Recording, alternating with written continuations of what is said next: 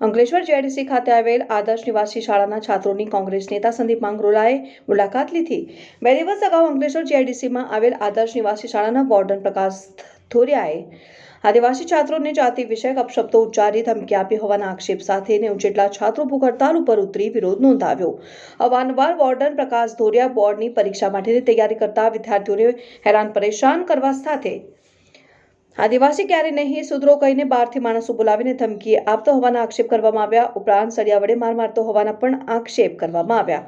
વિદ્યાર્થીઓએ ભૂખ હડતાલ શસ્ત્રો ઉગામતા ઉચ્ચ કક્ષાએથી આદેશથી વોર્ડન પ્રકાશ ધોરિયાની જંબુસર તાલુકા પંચાયત કચેરીના સમાજ કલ્યાણ અધિકારીની જવાબદારી સોંપી દેવામાં આવી છે। જ્યારે અંકલેશ્વર જેઆઈડીસી પોલીસ મથકે અરજીરૂપી ફરિયાદ પણ કરવામાં આવી હતી, જેને લઈને આજરોજ કોંગ્રેસ અગ્રણી સંદીપ માંગરોલાએ શાળાની મુલાકાત લીધી અને વોર્ડન પ્રકાશ ધરોઈની બદલી જંબુસર ખાતે કરાતા સંદીપ માંગરોલાએ આ અંગે આદિજાતિ વિકાસ મંડળ ગાંધીનગરને ટેલિફોનિક ચર્ચા કરી હતી અને પ્રકાશ ધરોઈને સસ્પેન્ડ કરી યોગ્ય કાર્ય કરવા વિનંતી કરવામાં આવી, જે અંગે આજરોજ સાંજ સુધીમાં પ્રકાશ ધરોઈ સામે કાર્યવાહી કરવાની બાંહેધરી આપી હતી।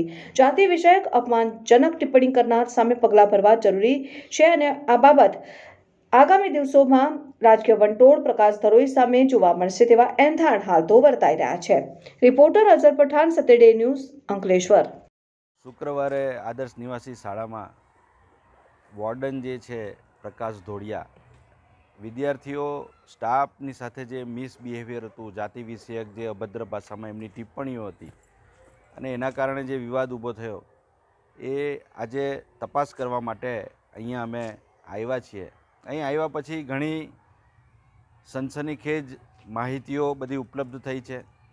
આ વોર્ડન જે છે એ રાજકીય પીઠબળ ભારતીય જનતા પાર્ટીના લોકોનું ધરાવે છે અને એના કારણે અત્યારે મેં કમિશનર સાથે પણ ટેલિફોનિક વાતચીત કરી છે। હજી સુધી ખાતાકીય તપાસ ઓફિશિયલી થયાના કોઈ આદેશો આપવામાં નથી આવ્યા।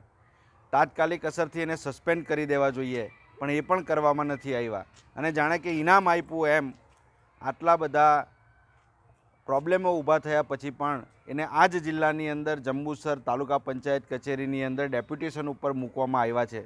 આ માનસિક વિકૃત માણસ છે, રાજકીય પીઠબળના કારણે છકી ગયેલા છે અને એવા માણસને આ જ જિલ્લાની અંદર જંબુસર તાલુકાની અંદર મૂકી અને સમગ્ર પ્રકરણને ભીનું સંકેલી અને એને છાવરવાનો પ્રયત્ન અધિકારીઓ દ્વારા પણ થઈ રહેલો છે, સરકાર દ્વારા પણ થઈ રહેલો છે।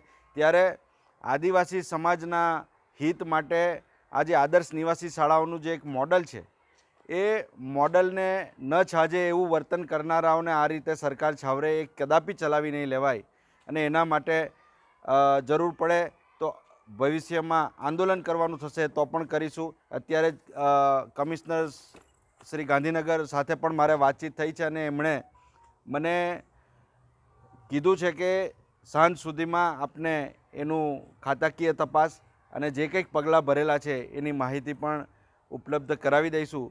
ત્યારે આવી માનસિકતા ધરાવતા લોકોને સરકાર છાવડે એ યોગ્ય નથી। આ આદિવાસી સમાજ સાથેનું અપમાન છે અને આ સરકારની અંદર અનેક અત્યાચારના બનાવો બને છે। આજે મણિપુરની ઘટના જુઓ તો એ આદિવાસી સમાજને કઈ રીતના ત્યાંની ભારતીય જનતા પાર્ટીની સરકારે અન્યાય કર્યો છે।